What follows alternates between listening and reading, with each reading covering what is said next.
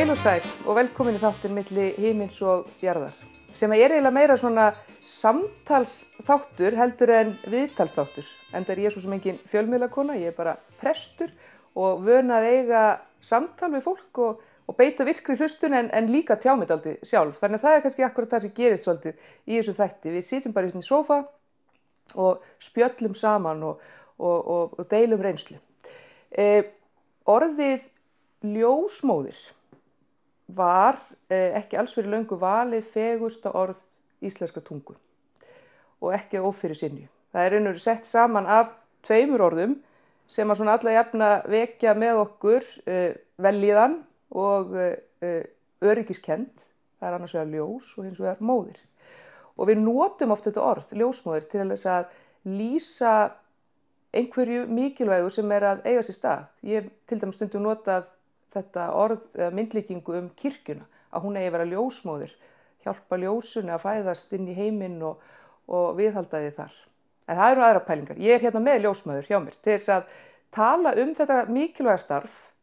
Það svolítið, ég var að tala það við þær sem að sitja hérna hjá mér í sófanum í dag, það svolítið svipað með starf ljósmóður og prests að ef að fólk ánægt með starf ljósmóðurinnar að þá gleymir það því aldrei og talar það víða en ef það ekki ánægt að þá þetta situr það líka svolítið lengi í fólki vegna þess að ljósmæður þjóna fólki og mannesku þegar þær eru mjög berskjaldaðar. Og það þannig líka með okkur prestana. Þannig að auðvitað öll störf mikilvæg og vandasöm en maður þarf að vanda sig gríðarlega í svona störfum eins og ljósmæðurstarfinu. Hjá mér sitja í dag tvær dásamlega konur, Birna Málmfríður Guðmundsdóttir og María Egilsdóttir sem að starfa sem ljósmæður við sjúkrahúsið á Akureyri. Og verið velkomnar. Takk fyrir að koma í þáttinn. Takk fyrir að bjóða okkur. Mínu gleði. Heyrði, þetta starf, að vera ljósmóðir. Ég segi fyrir mig, ég ein af þeim konum, af þeim fjölmörgu konum sem að eiga þá reynslu að fæða barn og fæða börn. Og það nú bara þannig, það nú orðin 13 ár og 7 ár, sín minn 13 og 7 ára, og það voru tvær ljósmæður sem að tók á móti þeim og ég mun aldrei gleyma þessum konum. Þetta bara konur sem eiga stóran stað í hjarta mínu og af því að þær voru með mér á þessari mikilvægu stundu og stóðu sér báðar frábærlega að mínu mati og það verður bara svona pínu tenging, bara frá hjarta til hjarta við ljósmæðurina sem að hjálpa barnunum hans í heiminn. Hvernig stóð því að þið völduð þetta starf eða valdi starfið kannski ykkur? Hvernig var það? Nei, já, ég eignaðist barn kannski frekar ung, 20 og mér fannst þetta svo óbúslega merkilegt. Mér fannst þetta svo, ég var svo forvitin hvað var að gerast og ég las rosalega mikið, það var ekki netið eða neitt, þú veist, ég keypti bara bók og ég las spjaldan á milli og var bara rosalega forvitin og fannst þetta alveg óbúslega mikið merkilegt og og svo var maður svo heppinn að það var kennt hjúkrun á Akureyri, þannig að maður var náttúrulega dreifst þangað til þess að klára. Já, og bara leið að skráða mig í hjúkrun þá ákvað ég að vera ljósmóðir, svo var ég ekkert viss að eftir þau ár að eftir útskrift að ég gæti gert það, ég kom með stærri fjölskyldu og námi bara í Reykjavík. En þá kom tímabil sem var kennt í fjarnámi í ljósmæðurfræði frá HÍ hér á Akureyri og ég var bara svo heppin að fá að fara í það. Fórst bara svona lotur? Já. Þannig að maður þurfti ekki að rífa sig upp og flytja fjölskylduna. Þannig að ég, eins og segi, mér langaði alltaf og þannig bara kom það aðeins tækifæri. Þannig að þú lést bara þennan draum rætast, sem kannski kviknaði bara svolítið við fyrstu barnsfæðingu. Já, þannig og líka reyndar nafna mín, langamma, María Hafliða, hún var ljósmóðir líka, þannig að það er svolítið skemmtilegt. Það er það. En hvað með þig, Birna? Já, ég á ekkert svona eitthvað moment sem að ég get sagt að þarna hafi neistinn kviknað. Nei. Já, eitthvað svona óljósa minningar þegar ég var unglingur og skúra og sjúkrahús í Ísafirði. Að hafa svolítið dregist að fæðingadeildinni og ég vil boðið mig fram í að skúra þar og skúra fæðingastofuna og handra fylgjur og eitthvað. Þetta var eitthvað svona sem ég fannst spennandi. En svo fjölmörgum árum seinna þegar var loksins komið að því að ég ætla að fara í háskóla, þá þá var einhvern veginn bara ekkert annað sem að komst að. Og leiðin var náttúrulega löng því fyrst þarf maður að vera hjúkrunarfræðingur og læra það í 4 ár, þar maður getur sótt í ljósmóðurfræði. En ég spurði eina góða ljósmóður daginn hvort að hún vissi af hverju hún hefði orðið ljósmóður. Og hún sagði, nei, ég held að við fæðumst bara svona. Já. Og ég er eiginlega bara sammálin, ég held að maður bara fæðist með hennar kvilla, þessa veiki, þessa ljósmóðara veiki. Já, fæðist bara með hennar hvata að verða ljósmóður, já, akkurat. En þú ert líka jógakennari, er það ekki? Jú. Ég er svo forvitin að vita strax, hvernig nýtist það í ljósmóðurstarfinu, eða nýtist það ekki eitthvað? Jú, það nýtist heilmikið á öllum stigum barneigna ferlisins í rauninni, sko. Maður getur alltaf nýtt eitthvað á jóganu til að hjálpa konum og ef að konur koma í jóga á meðgöngunni og undirbúið sér markvisst fyrir fæðinguna þá getur það að hjálpa þeim gríðarlega mikið. Og ég get nýtt ýmislegt úr jóganu eins og öndunina og slökunina til að hjálpa konum í fæðingu. En það auðveldar ef þær eru mótiverar fyrir því og hafa æft sig á meðgöngunni. Ég á reynslu af þessu reyndar. Ég var í meðgöngujóga hjá Auði Bjarnadóttur í Kramhúsinu í Reykjavík á sínum tíma og ég man alltaf eftir því að hún talaði öndunina sem leið til að takast á við sársaukann í fæðingunni. Og hún kenndi okkur svokallað haföndun sem að hún kendi manni þannig að hún sagði andaðu inn í nefið og andaðu svo frá þér eða út munninni svo sért að reyna að gera móðu og gler. Og mér finnst það mjög merkilegt og ég æfði mig svolítið í þessu hjá henni. Ég gerði engar jógaæfingar í fæðingunni sjálfur en ég notaði þessu öndun og ég þurfti ekki verkjalyf í þeirri fæðingu, ekki það að ég sé ykkur hetja sérstaklega fyrir það en það var bara þannig. Og en ég notaði þessu öndun og hún nýttist alveg gríðarlega vel. Þess vegna var ég svolítið spennt að heyra frá þér að því ég vissi að þú væri með. Þetta er náttúrulega samspil öndunar og slökunar, að þú ert markvisst að nýta öndunina og slökunina í tengingu við að geta slakað á líkamanum og þegar við getum slakað á þá upplifum við líka minni verki, þá streitust ekki á móti því. Nei, það er nefnilega málið. Leyfa verkjunum að flæða. Og það að anda eins og sért að plása móðu og gler þá þarftu að slaka á kjálkanum og það er nefnilega bein tenging. Ef þú herpir saman kjálkana þá herpur þú grindabotninu upp og þá vinnur þú svo sannarlega ekki með ferlinu og þarftu að geta slakað á. Það er merkilegt. Við finnum það líka hina sem ekki kenna jóga, það er að þessi sem eru búin að læra öndun og eru svona einbeittar á slökunina að það auðveldar okkur í ljósmæðranum mikið. Já. En hvað ég get svona ímynda mér, hvað er erfitt við þetta starf og þetta náttúrulega við upplifað margar sorgir fólks í tengslum við það en svona, mér langar samt að spyrja þessara spurningar, hvað er svona erfiðast við starfið? Stundum kannski sorgin ekkert erfið, stundum það eitthvað annað kannski.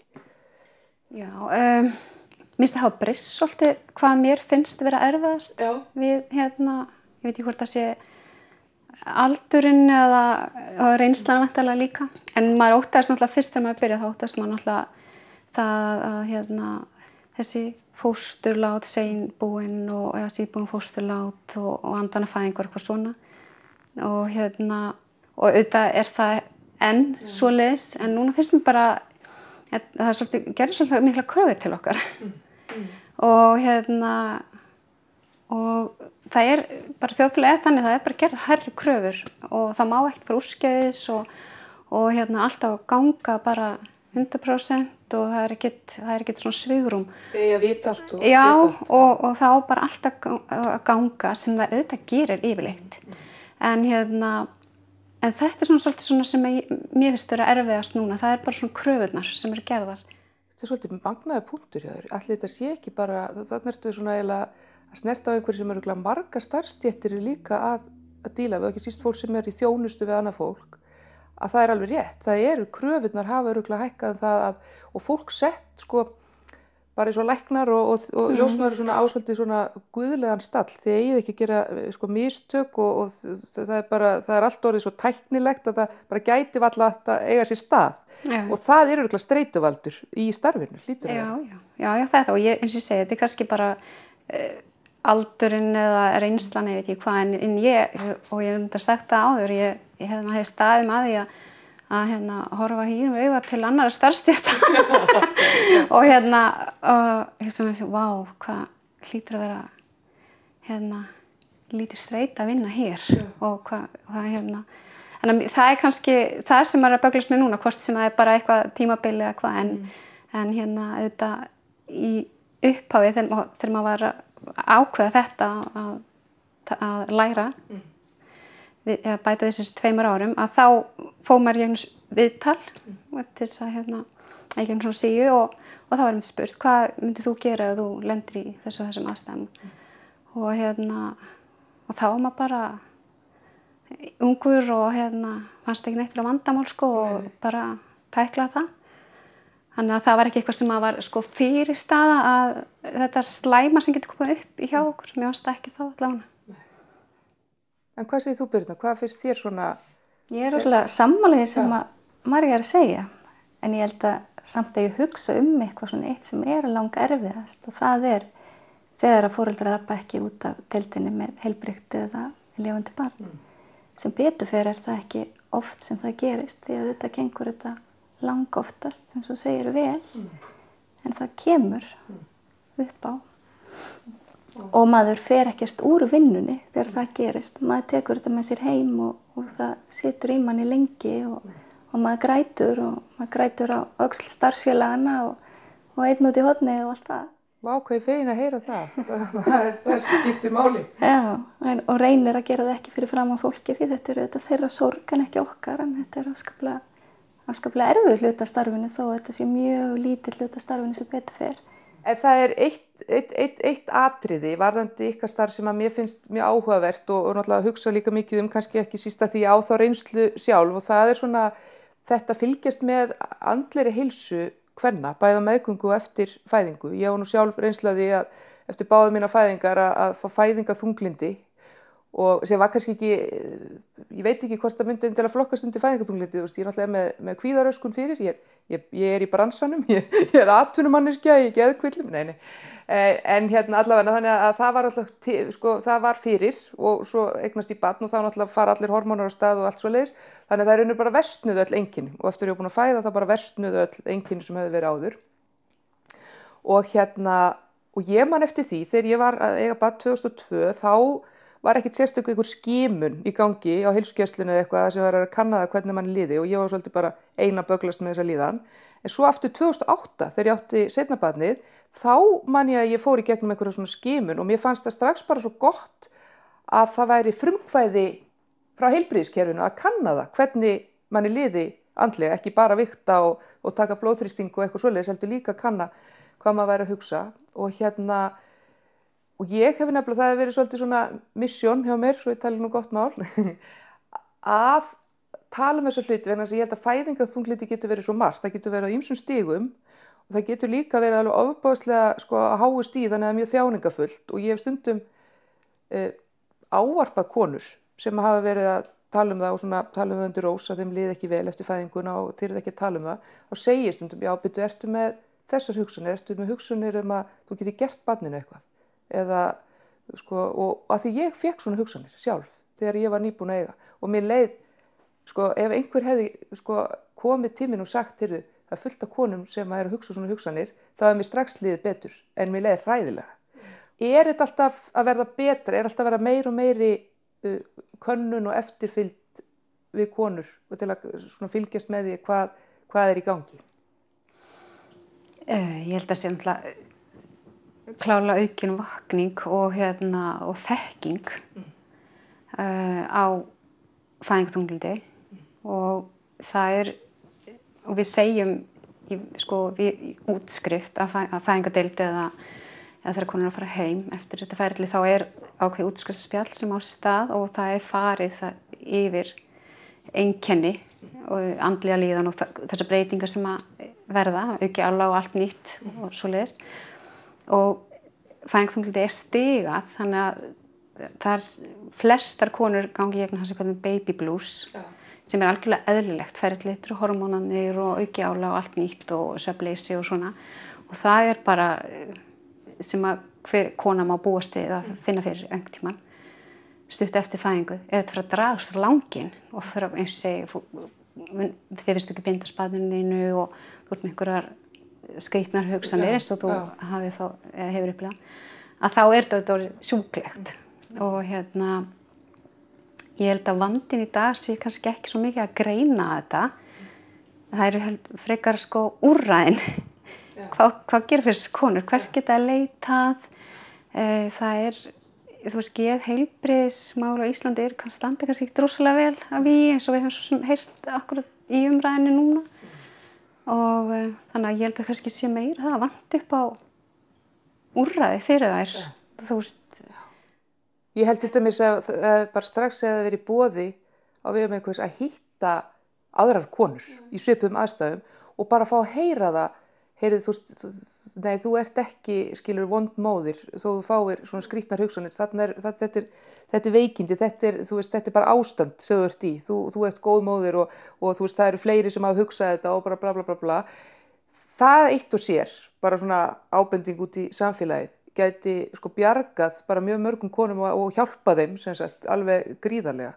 Að það er þetta að því að það segir kannski ekki margt bara fæðingarþunglyndi, því þá sjáum við konur bara fyrir sér, já, bara vera döpur, en það upplifa kannski meira en það, sko. En mér finnst allavega gott að hvað það fylgst betur með þessu. Já, það byrjar strax á meðgöngunni í heilsugæslunni og það er það sem er, eins og þetta er ekki orðið tabú lengur, sko, geðina vandamál og þannig að það er byrja að skima í rauninni á meðgöngunni, ljósmæðina þar og heilsugæslan á Akureyri var held ég í fararbroddi upphaflega í þessu með þetta nýja barnshugmyndafræði sem að var svona að þá fylgduru móðurinn upphaflega í meðgönguverndinni, svo fór hún í ungbarnaverndina og þar tók hjúkrunarfræðingarnir þar við að svona sinna og fjölskyldunni og svo heimilislæknir þá fjölskyldunar og þannig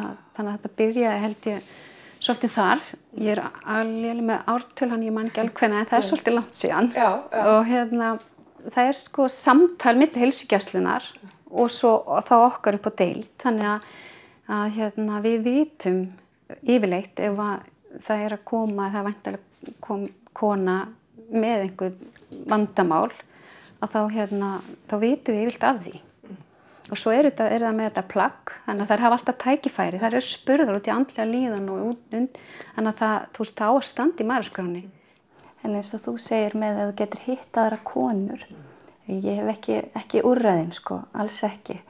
En það kannski myndi einmitt gagna sumum, en alls ekki öllum. Því þegar þið líður svona þá kannski langaði ekki einu sinni út úr húsi og þú hefur það ekki út úr húsi. Þannig að þá kannski náttúrulega líka eftir því sem að konur tala meira þetta, skrifa meira það og að því að við erum svo mikið á netinu, að þá geta þær samsama sig líka þar. Já, algjörlega. Og að tala það í sjónvarpinu. Já, og gera svona, já. En eitt sem að ég má ekki sleppa ykkur fyrir en að ég er búin að tala það, því ég hef alltaf pínu samúð með pöbbunum, með köllunum þegar konurnar eru að fæða, því að ég man eftir því einhvern tíðan hélt í utanum og gerði það í mörg og hélt utanum foreldramótna í kirkjunni og þá eru svolítið vinsælt umræðuefni að tala svona það hvernig papparnir stóðu sig í fæðingunni og við fæðinguna og það komu líka oft svolítið fyndnar sögur upp þar sem það höfðu húmor fyrir því svona eftir á þegar þeir sofnuðu í leysibóistólnum eða dutton í séð og heyrt blöðin meðan að þær voru alveg í hríðarkófinu, sko. En ég held að það hljóta að vera eiginlega bara jafnvel erfiðari staða á margan hátt, allavega svona tilfinningalega, að vera pappin en mamman þegar það kemur að fæðinguna því maður hefur ekki ráðrúm, sko, sem kona að velta því mikið fyrir sér, maður er bara þjáningunni. En pappin einhvern veginn, sko, hann er alveg jafn mikilvægt púsl í þessari mynd, sko, en er samt á hliðarlínunni. Eigið einhver ráð til pappana, sko, hvernig þeir geta bara nelt þetta? Er það eitthvað sem þeir geta bara gert til þess að vera alveg bara bestir í þessu? Nei, vegna þessi okkar starfið þá er ekkert eitthvað eitt í rauninni við neitt sem við getum sagt, já, svona á að gera þetta. Því að við erum svo misjöfn eins og við erum mörg. Og samskipti milli fólksins, parsins eru líka misjöfn og suma konur vilja láta nutta sig og hjálpa sér eitthvað þannig í gegn meðan aðra vil ekki láta snerta sig og ekki koma nálægt sér. Og hvað er að gera? Bara að sitja og horfa til loftið. Það finnst ekki hvort þessi er að koma eða fara, sko. Nei, en bara þú veist, ráðið til þeirra að vera til staðar. Já. Þeir eru bara stuðningur og náttúrulega besti stuðningurum fyrir konuna sína þegar þeirra samband er gott. Að vera til staðar. á þann hátt sem að þeim hendar. Og ekki taka nærri sér ókvæðisorð sem eru kölluð að þeim í mestu sársaukanum. Taka svo ekki persónulega. Nei, taka þau ekki persónulega. Eru þau oft tekin tilbaka svona í lokin. Já, það allir í stað. En eru þið svolítið meðvitaðar það, ljósmæður, svona einhvern veginn að hlúa að þeim köllunum eða gefst ekki ráðrúm til þess? Eða hvernig er það? Já, maður reynir það. Já, ég held við getum alveg svona, ég voða fegin og segir einhverju sofni í sófanum því að þá sem hann er allan afslappaður. Því ég held sko að margir eru bara lónhræddir. Þeir eru bara fríka út inn í sér en eiga að vera sér sterkja aðili, þú veist, og eru bara veit ekki hvað að gera við sjálfan sig sko. Þannig að ég held að það að sofna þegar sófunu þá ertu kannski búin að eiga nokkuð börn og ert bara orðið svolítið sjóar og svolítið afslappaður en oftar það bara þeir vita hreinlega hvað að gera þessu og eru bara hræddir við óvissuna og þetta geti ekki gert. En það var eitt að lokum sem að mig langaði að spyrja ykkur að og tala aðeins Mér finnst það skipta máli að því ég sagði mitt hérna upphafi eins og ég væri nánast að monta mig að ég hefði nú ekki verið að nota verkjalyf heldur hefði ég notað öndun sko. Það svona brennur oft við að svona, það sé einhver metingur í gangi það að þú veist að það sé einhverjar hetjur sem að fara í gegnum fæðingar á þess að nota verkjalyf og fá einhverja svona hjálp og eða fá ekki mænudeyfingu eða eitthvað svona og bara hún bara fætti á nokkurar hjálpar og eitthvað svona. Er þetta ekki svolítið leiðileg umræða og svona, þú veist, ósanngjörn í raun og veru? Ég meina, við erum bara með svo mismunandi líkama. Ég meina, þó ein kona þurfi ekki mænudeyfingu, þá bara hefur önnur þannig líkama að það bara, hún þarf á því að halda. Verður þið ekki svolítið varar við það? Ég voru glöð þar að hefur eins og við kallum bara eðlileg fæðing án nokkru inngripa. Það er það sem, þú veist, það er draumafæðing fyrir ljósmóður og okkur finnst fyrir móður, sem það kannski ekki. Því hún upplifir eitthvað sem við upplifum eitthvað æðislega fallegt og auðvelt sem einhvern hrylling. Og það kemur kannski bara í ljós á næstu meðgöngu þegar hún fer að rifja upp. En eins og mænir út af einhvern þetta er aukaverkanir af þessu. Þetta er ekki bara æðislegt. Það eru líka aukaverkanir sem við sjáum. Og en ég held samt sem áður að konur séu svolítið stoltar sjálfar þegar hafa komist gegnum fæðingu án mikilla inngripa eða verkja stillinga. Ég held að konur séu pínu... Já, ég var alveg þokkalega montinn, skilurðu. Málið vera það, en það er ekki það. Þú veist, eitthvað verri mannskja tóð að fá epidural. Við elskum hann líka, eða mænróteyfingu, ljósmóður, því að það er náttúrulega bara frábært að geta gripið til þess þegar þess þarf. Að lokum, ein spurning til ykkar beggja. Munið eftir öllum börnum sem þið hafið tekið á móti, þar að segja öllum fjölskyldum þar sem þið hafið tekið á móti börnum. Mynduð þið þekkja alla út á götu sem allar mæður og feður sem þið hafið þjónað? Því miður. Það eru kannski mannglöggar. Þar er ég ekki vígavelli. En maður mann eftir mörgum og sérstaklega þeim sem maður hefur sinnt á fleiri en einu stað í ferlinu. Ef ég hef sinnt þeim bæði á meðgöngunni og í fæðingunni eða í fæðingunni og í heimaþjónustunni, þá mann ég auðvitað mun frekar eftir þeim. En ef þær hafa komið inn og fætt og farið heim næsta dag, þá get ég ekki státa með því miður. Ég skil það vel. Það er agalega leiðilegt og svo þegar maður er ómanglöggur í grunninn.